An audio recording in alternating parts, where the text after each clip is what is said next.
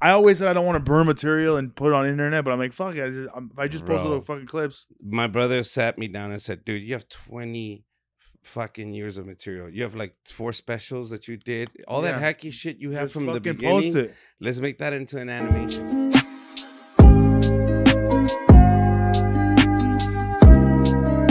What up, guys? We are back here in the studio with my guest today, Richard Villa. Comedy Club Confessions. This is going to be a great episode because I've actually known Richard Villa for a very long time. Yeah. Even before I was a comedian, I've known him. I knew you were a baby, bro. I knew when I was like 15 years old, bro. I knew Richard Villa when he was leather jacket with the red stripe. Yeah, the Harley Davidson one. Harley Davidson was the the thing. bootlegger one, Yeah. The bootlegger one. I remember you fucking back in the day, bro, when you had your little pompadour, little fucking spiky hair and you everything. went through so many phases, bro. Oh, shit. But you've been in the game for what, 20 years now? 20 years now. 20 years doing stand-up comedy. Yeah. So tell us a little about your story. When did you start doing comedy? Why? I just, dude, everybody's funny. I just never knew any comics. So when I was an engineer at Irvine, working as an engineer, all of a sudden there was an open mic at the Irvine Improv. And they just said, let's go in, bro. You're funny. You should try it. And I was like, I always wanted to do it. I wanted to do it so bad when I was a kid, but my mom was like, that's pendejo. Yeah. So we went in, I tried it, and it was just great, bro. After that, it was just, I remember going to the Fox Theater meeting Armando Cosillo, and he told me, go to Tortillas. And that phone number, that address got me to go see Willie for the first time at Tortillas. And Alfred Robles was next to me. Wow. We were both opening up. Wow. We were just starting, both of us. And we're like, that's all right, crazy. cool. And I was nervous, and I was like, man, I said, should I go get a beer? I'm 23 years old, by the way. I'm not a kid. I'm a college grad. I'm an engineer. I'm making good money. And I'm sitting there going, man, I should get a beer. It's like the first day of school. First day of school. And I find out it's Willie Barcena. And when I was 16, I saw him on Culture Clash. And that's the reason I wanted to do stand-up. So I was like, wow, this guy's here. This is great. So I said, I'm not going to get a beer. I don't want him to think that I'm a drunk. Yeah. You know what I mean? He walks in with 2 Bud Lights. Hey, who's going to go first? I was like, shit, I should have got a beer, man. That's crazy. That's crazy. And Willie Barcena was like, he had just done the Tonight Show like 11 times, right? Yeah, he was about to leave to perform for the troops. This is right after the first, years or the first year after the towers came down. Because I started in November 2001, 28. November 28, 2001. That's when I started. And he gave you just a spot like that? Just a good... What was the opening spot? It was a 3-minute spot at But still, he got you a spot. In Montebello, yeah, on a Wednesday night. And I ate a bowl of baby. Yeah? Bro. It was just horrible. Bad. He called me a hack on stage. Oh, really? And he said, we don't steal material and this and that. And I was like blown away, bro, because first of all, I've never been to a comedy show besides the one I performed in the first time at the Untitled Improv. The second one I went to was when I saw Armando Cosillo. But other than that, bro, as a Mexican, South Central LA, bro, that's not something we're exposed to. Yeah. In college, I was too busy working and going to school to even go to comedy clubs, bro. So I was like, why is he calling me a thief? Who did I steal from? Yeah. We don't do karaoke comedy. And I was devastated, bro. I was like, why would you say that, bro? In front of everybody in Tortillas, a ghetto audience. By the way, all cholos talking shit. Fuck you, bro. Karaoke comedy. I'm like, oh, fuck. What the fuck is going on right now? But it's also hard to be, as a stand-up Latino comic, a lot of Latino comics talk about the same stuff. No, this is my first time. I know, but I mean, but you're a Latino guy, so you grew up with these stories probably. Yeah, so it's your real life. It's the same fucking story, but because it's the same story, and someone said it before. Somebody said it before, or you're hacking, you're stealing. I'm like, no, it's my first time, asshole. Yeah. I've never done this before. Yeah. I sat down one day and I started writing. We didn't even have YouTube back then. 2001, YouTube wasn't a thing. Yeah. You understand? So it's not like I stole it from your fucking video. And why would you? Where the fuck would I steal it from back then? Who told you? Think I had a fucking heard a rumor? Hey, guess what? You're gonna do a show. Go do this. What was the joke? Fuck? What was the joke? This is the joke. When we have a family member that has a disability, we call him by that.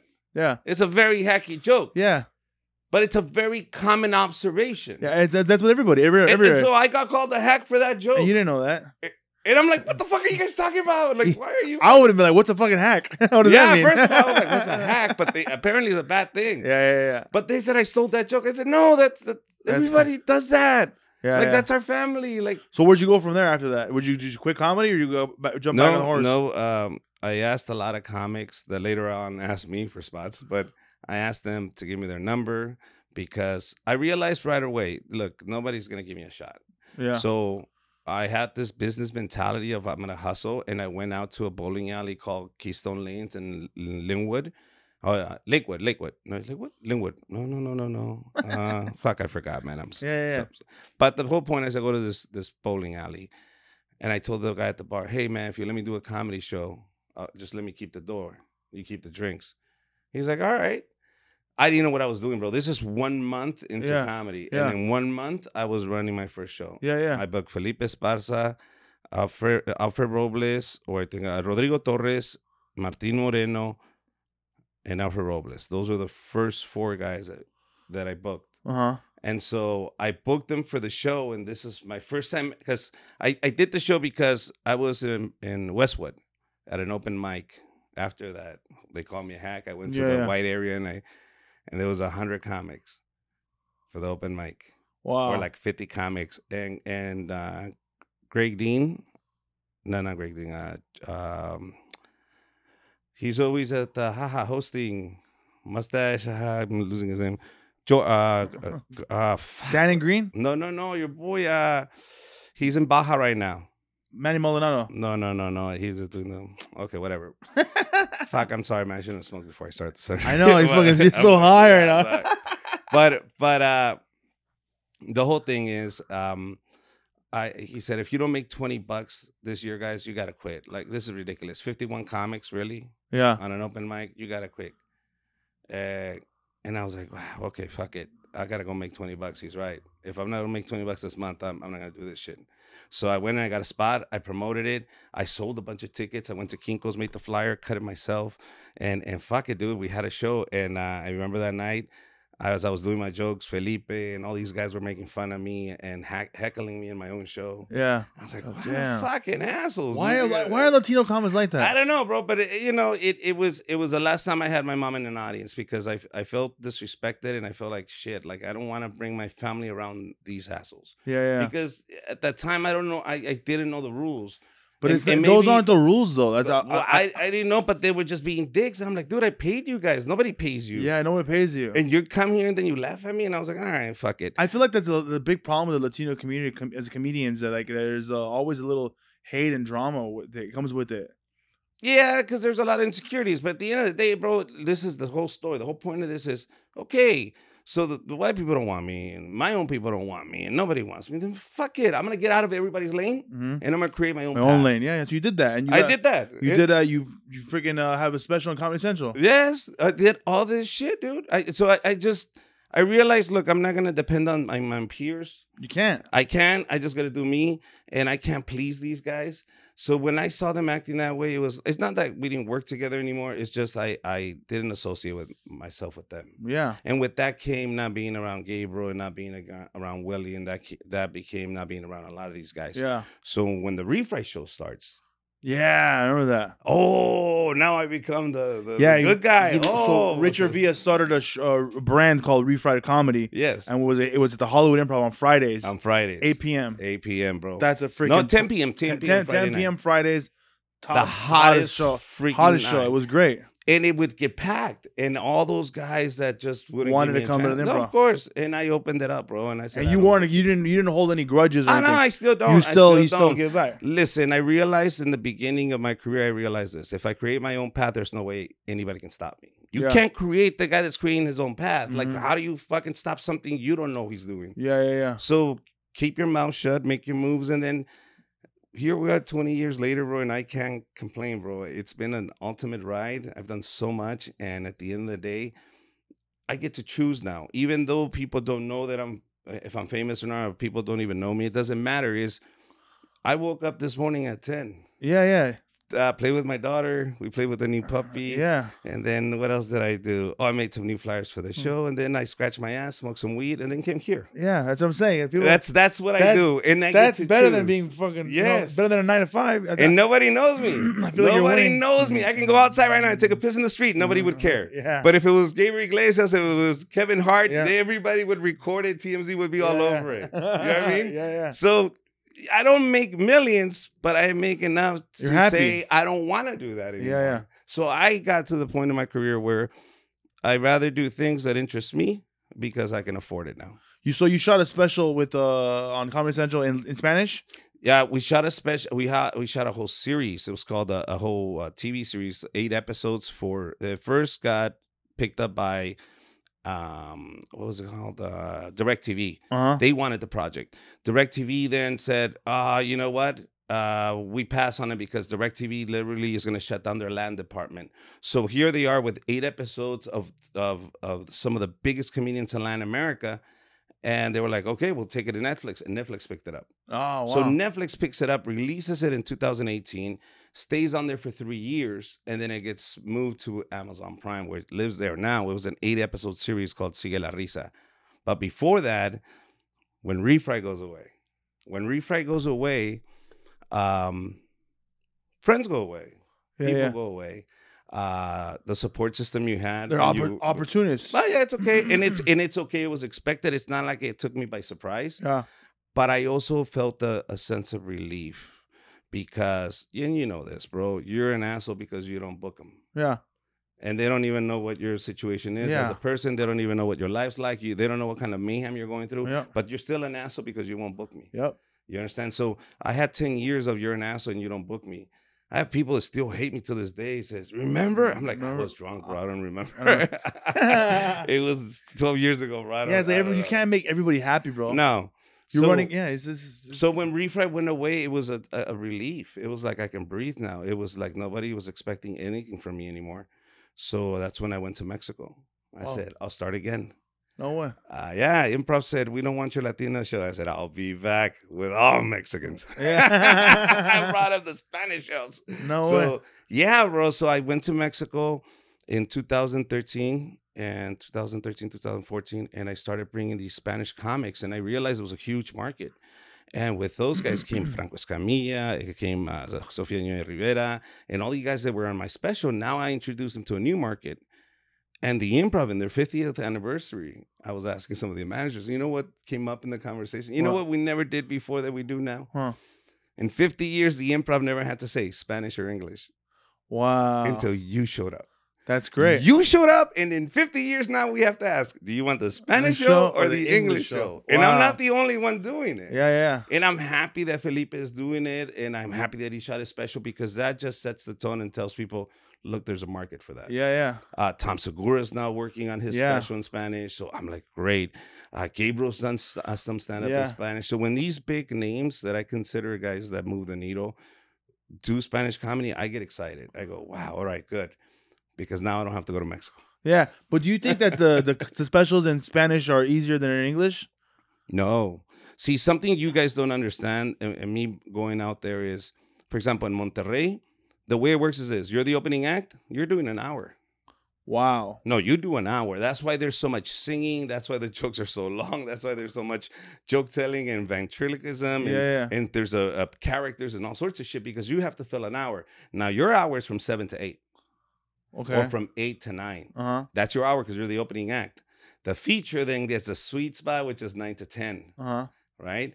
That guy does another hour. It's a 3-hour show? No. Oh. The headliner does 2. 2 hours? Yes. At the end of this year, you better bring me a new show or I'm not booking you in my club because my people already heard that one. No freaking So way. every year you have to write a new hour. Wait, so like the show is they're recording this is a 4-hour show. 4 hours. No, this is like if they went to the Haha, it would be a 4-hour show. That's what I'm saying. Yeah. That's crazy. Nope. 4-hour show. Nope. The you know this as a club owner. Mm-hmm. The consumption of alcohol is what's going to generate you the most money. But imagine by the time the headliner goes up, they're fucking shit-faced. So, but this is the thing. You're an opening act.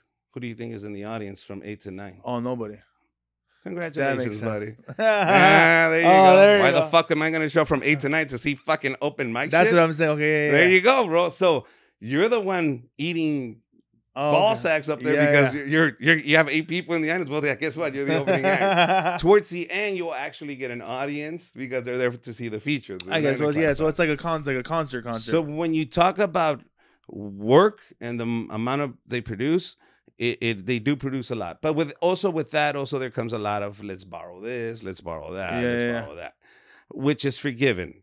But then there's the purists that say, "Oh no, you shouldn't steal material and this and that." But I'll be honest with you, I've been out there.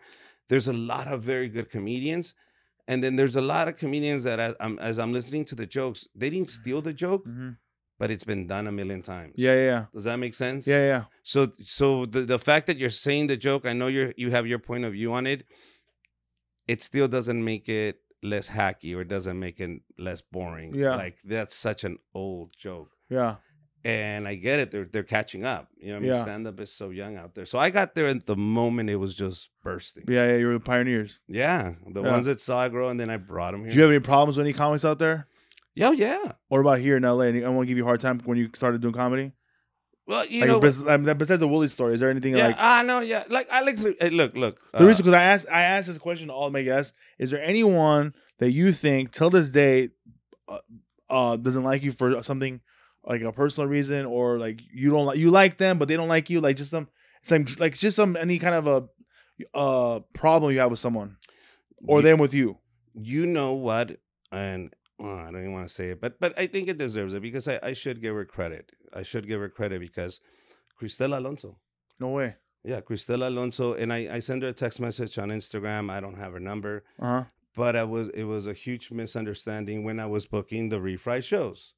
And so at the time I had Manny helping me with the shows, and Manny goes. Manny from El Paso? No, Manny Saldivar, my manager. Manny. Oh yeah, Manny. Yeah, I remember Manny. So he would help me run the shows. No, he's not my manager anymore. He's doing other things. But at that time, I'm running the show, and Cristela's nowhere to be found. And he's like, we don't see her. We don't see her. So all right, then Rita comes down and says, you got to close the show, baby. So we put up, I think, Craig Robinson at the end, and he closes off the show. We end the show. Cristela comes out, and she's like, what about me? I said, Craig is closing the show. We couldn't find you. She's like, dude, this is bullshit. I was like, dude, I can't. Yeah. So she got upset. And I got upset because then she was cursing me out, and then she was, saying, fuck Richard, this and that. That's what I heard as rumors. Yeah. And, you're like, well, okay, it is what it is. Fuck her too. You know what I mean? And it's just that stupid argument. But then it became like, that's it. We didn't talk at all. And I'm grateful because she is the one that put me on the Mina Mencia. You know what I mean? Yeah. And I hold no ill will towards her. Yeah. It was just a misunderstanding. That's exactly, yeah. You understand? So, yeah. For me, I don't have any problems with it. On the contrary, I sent her a text saying, listen, I'm 40 years old. Because I was watching her special, and I was like, wow, this is great. And it resonated a lot with me because I'm an older person. I don't think the same way I used to think. I'm not that young idiot that I was when I was a kid. So everybody changes. Everybody matures. And I don't expect a reply. I just wanted her to know, hey, this is where I stand. I don't hold any ill will towards you. And it was just a misunderstanding. Well, you're gonna see her at the Haha. I probably won't because she's probably closing and I'm opening. And not because I'm leaving because I have another show, not because of her. Okay. But I didn't bring it up to you. I didn't know that. Of course, and I would never say it to anybody. Yeah. But you asked me a question, and the reason I bring it up is if she hears this, I just want her to know it's dude, I get it. We had a misunderstanding, and that's it. Am I extremely How long proud ago of was her? this? Oh, years ago. I'm talking about maybe 2009. Oh my god, 2010. That's crazy. That's the thing that what I'm telling about this podcast is that a lot of people still hold on to this. So like I hope they know like there's no beef. Like that's what I, like. It's just like it's weird how like we still comedians keep stuff like this inside or and if you really self-reflect on why you're mad and you realize and go, why am I mad? This is stupid. This is idiots. And it's like, why make myself uncomfortable? Like I stopped making myself uncomfortable. If people don't like me, it's okay. They don't have to like me, but I'm not gonna feel uncomfortable. You know what I mean? I walk into the room and they don't like me. It's not my problem. Because we all make mistakes. If I made a mistake, if you had a problem, then I said I'm sorry. Yeah. But at the end of the day, bro, it's really that simple. Just saying, hey, I'm sorry, I messed up. It was a misunderstanding. And believe it or not, people grow, man. People mature. I have a daughter now. And the reason I am proud of Cristela is because she's talking and she brings a new perspective for women and girls in our society. And I'm thinking, man, I'm going to show my daughter this. Yeah. You know what I mean? I want her to see this. Yeah. So I was like, dude, this is kick ass. Like, I was like, this is the shit. Like, I was like, I can't believe she wrote this. Yeah. So for me, I was excited, but that's me changing, me appreciating now. You know, she hides and I couldn't find her. That's a mistake. Dude. Yeah. But you want to hold on to that? Yeah. Well, it's okay. You know? Yeah. It's just, I've noticed when it comes to booking, it's probably one of the hardest things to do to book a Latino show. Because I always get texts, oh, I don't like that person. They don't like me. La, la, la. So it's just like, it's just very sad. I feel like the Latino comedians we could have gone further.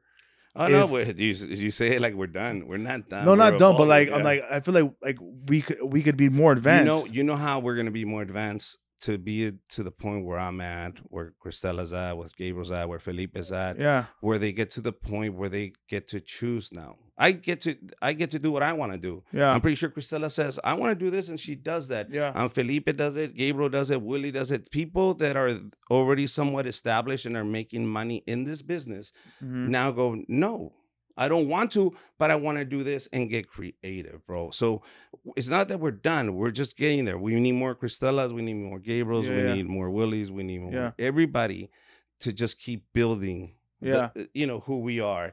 But it's going to happen. At the beginning, we had to do what other people told us to do. We never had a choice as Latinos. In Hollywood, we never had a choice. Yeah. Now, think about it. This is the industry, guys. This is the business. We're sitting in it. Yeah. Me talking like this, me being able to communicate like this is the business. So there is no limitations to what we can do now. It's just now, let's prove to society that the talent is there. Yeah. So by me seeing these people, these Latino comics killing it on stage, it goes, there you go. That's another representation of why we're good. Is there anyone that helped you a lot when you came up in comedy? Helped me a lot. There were key people in my life that opened doors. Yeah. Meaning there are people that go, here's an opportunity, take it. Okay. Jeff Garcia being the first one. Yeah. Saw me in a rinky-dinky marisco place in Linwood and said, hey, bro, you want to do the Hollywood Improv? I was like, let's do it. And that's how you got the improv show? That's how I got the improv. And then that improv show leads me to management, all that? Everything else, bro, because people don't understand.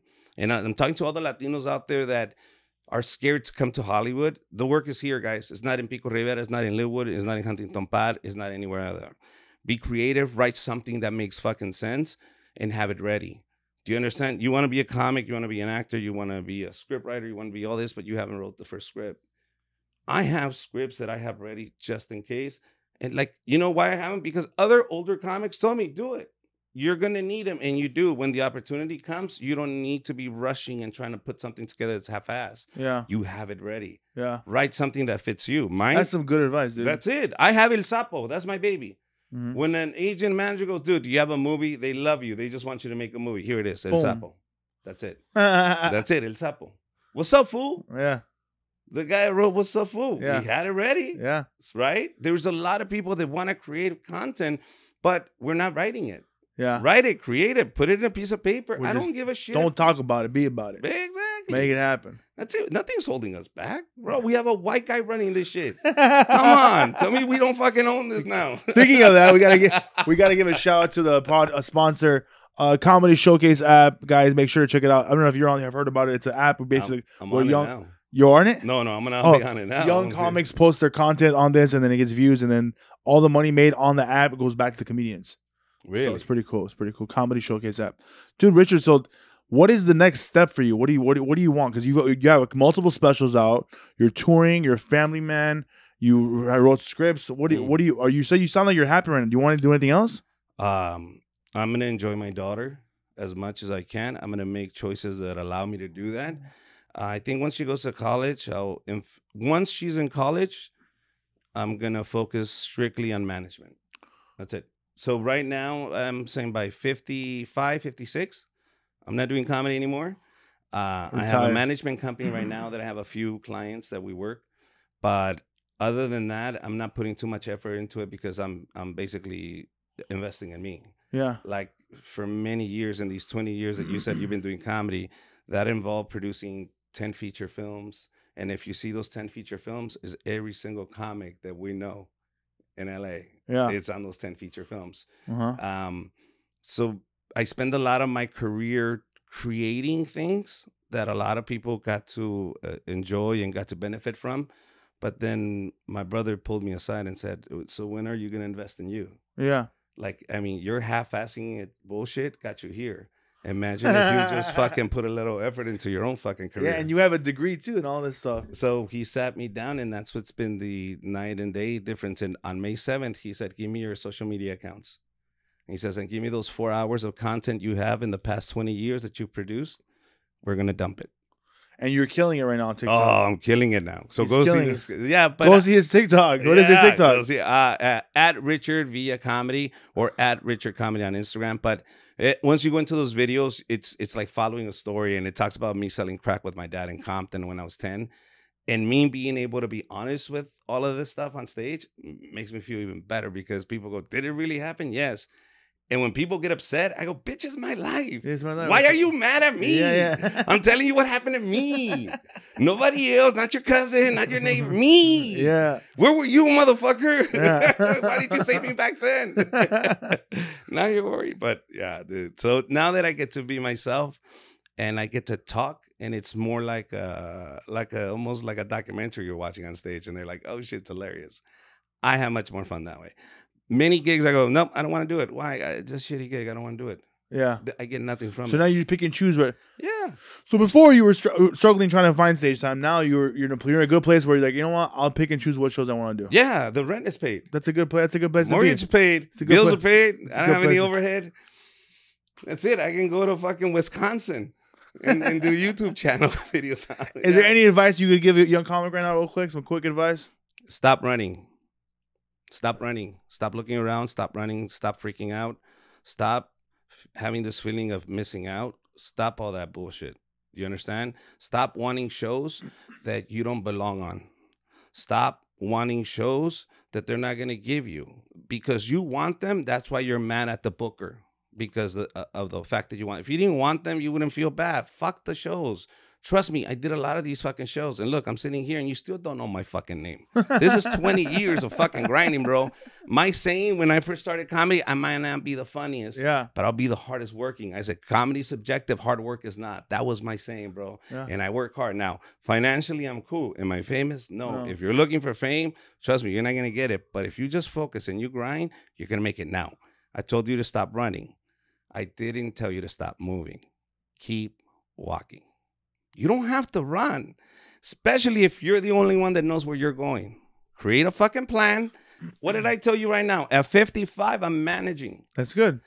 I told people in 2008, if this ends Refright, I'm going to Mexico and bringing Spanish comedy. Yeah. I told people I'm going to produce films, and I produced 10 of these. I manifest all this shit because you can. The only person telling you can is you going, your fucking insecurities going, Yeah. You understand? Yeah. So my best advice is you don't have to run. Don't worry about your fucking neighbor. Focus on your shit and then just keep walking, bro. As long as you don't stop walking, you'll get there. Dude, thank you for being here, Richard Villa. Love you. Brother. Make sure to check him out, Richard Villa Comedy on TikTok. And your website is what? RichardVilla.com. I actually own it. RichardVilla.com. There you go. Check it out. Thank you for watching Comedy Club Confessions. I'll see you guys later.